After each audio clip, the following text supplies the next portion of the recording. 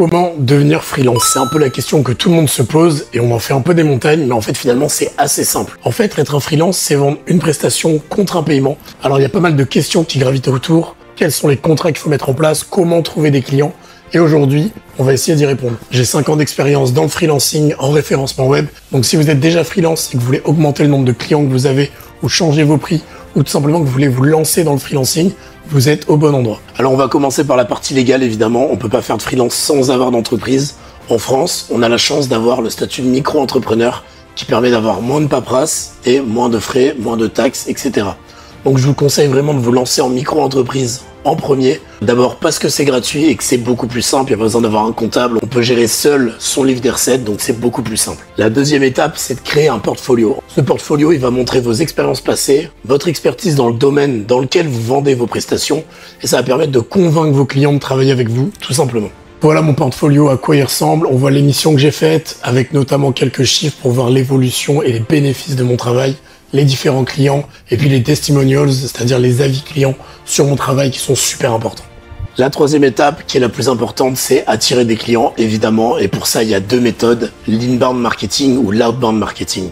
Donc l'inbound marketing, c'est tout simple, c'est créer de la valeur, créer du contenu pour attirer des clients. En fait, leur montrer qu'on est un expert dans leur domaine, leur montrer qu'on a de la valeur et qu'on pourrait leur apporter du business notamment. Et donc, ils vont vouloir travailler avec nous. La deuxième manière, c'est l'outbound marketing. C'est notamment ce qu'on va faire au début, vu qu'on n'a pas vraiment de valeur aux yeux de nos futurs clients. Donc en fait, c'est démarcher les clients par du cold calling, donc les appeler tout simplement au téléphone, du cold emailing, donc envoyer des emails à des prospects, ou tout simplement par les réseaux sociaux, notamment par LinkedIn. Moi, je fais énormément de démarchage par LinkedIn et ça marche plutôt bien. Donc voilà, vous avez deux stratégies à adopter. Vous pouvez choisir entre les deux ou même faire les deux. Moi, je mène les deux de front avec du contenu sur LinkedIn pour trouver des clients, mais aussi de la prospection. Donc voilà, n'hésitez pas à utiliser ces deux stratégies pour trouver des nouveaux clients. Il y a une troisième option qui sont les plateformes de freelance. Moi, j'ai commencé comme ça et aujourd'hui, j'ai beaucoup moins de clients qui viennent de ces plateformes, mais ça m'arrive quand même. En fait, ça va être des clients qui vont tout simplement poster une offre sur une plateforme de freelance et vous allez candidater pour essayer de devenir leur prestataire. Donc moi, je vous conseille notamment Upwork, Malt ou Fiverr, qui sont des plateformes plutôt intéressantes pour se lancer. Il faut juste créer un profil optimisé, puis ensuite candidater à des offres ou attendre que des clients nous démarchent. L'étape suivante, c'est tout simplement collaborer avec vos concurrents. Alors c'est un peu bizarre dit comme ça, mais c'est super important. En fait, il faut échanger avec ses concurrents, qui sont finalement plus des collègues dans le freelancing que des concurrents, parce que le marché est souvent assez gros pour qu'on se le partage.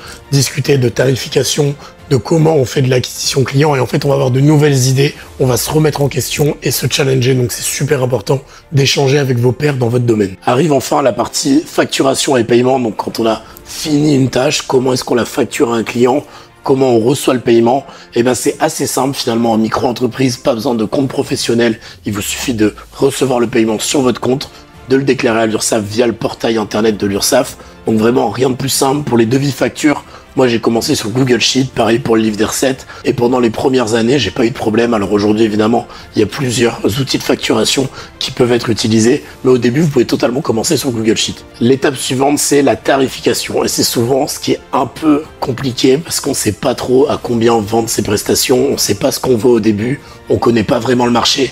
Et c'est là que c'est super important d'aller parler justement à des concurrents pour savoir combien ils vendent un audit, combien ils vendent un accompagnement. Et donc ça, c'est super important. Il y a plusieurs styles de tarification. Donc d'abord la tarification horaire. Vous allez vous vendre un taux horaire à un client. Il va prendre par exemple une journée chez vous. Vous payez 500 € pour la journée de travail que vous avez effectuée. Ou bien vendre sur devis une prestation avec un prix fixe. Dernière étape, je vais revenir sur l'importance du réseau. Pour trouver votre premier client en freelance, la plupart du temps, ça va être par votre cercle proche, par votre réseau. Vous allez tout simplement prendre vos amis, votre famille et leur demander « Est-ce que tu connaîtrais pas quelqu'un qui aurait besoin de ma prestation ?» Là, vous offrez une prestation gratuite pour montrer que vous avez de la valeur et là, vous pouvez très bien signer un client. En fait, un futur client, il sera beaucoup plus enclin à vous engager en tant que prestataire si vous avez été recommandé par quelqu'un qui connaît. Donc vraiment, misez sur votre réseau pour trouver vos premiers clients, c'est hyper important. Pour conclure, vous l'aurez compris, devenir freelance n'est pas une mince affaire. Ça se fait étape par étape et c'est surtout de la persévérance. Au début, c'est très dur parce qu'on n'arrive pas à trouver des clients. On est un peu en galère, on ne sait pas où mettre les pieds. Mais je vous assure que ça vaut le coup. Sur le long terme, c'est vraiment un job qui est hyper intéressant. Si vous vous lancez en freelance, n'hésitez pas à me suivre sur YouTube et sur les réseaux sociaux. Sur Instagram et TikTok notamment, je fais une petite série de vidéos où je montre mon quotidien de freelance qui peut être hyper intéressant pour vous. Donc n'hésitez pas à vous abonner. On se dit à très vite, c'était Jean-Romain.